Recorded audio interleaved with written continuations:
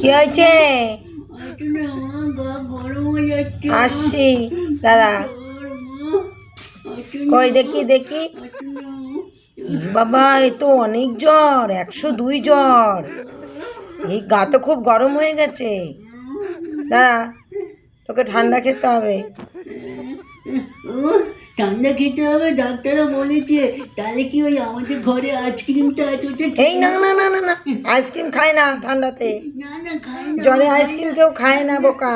ও একটা কাজ কর না, তাহলে এই কম্বলটা গায়ে দে, কম্বলটা গায়ে দে, আর আইসক্রিমটা খাই, আইসক্রিমটা খাই। হায় রে পোড়া কপাল, তাহলে ঠান্ডা লাগবে না, কম্বল গায়ে। এইভাবে কেউ কি জ্বর সারে নাকি? হ্যাঁ, পাগল কোথাকার একটা। না, তুমি জানো না, কম্বল গায়ে দিয়ে আইসক্রিম খেলে ঠান্ডা লাগবে না। ঠান্ডার লোকে তো কম্বল গায়ে দেয়, তাহলে আইসক্রিম খাবো কম্বল গায়ে দিয়ে, ঠান্ডা লাগবে না।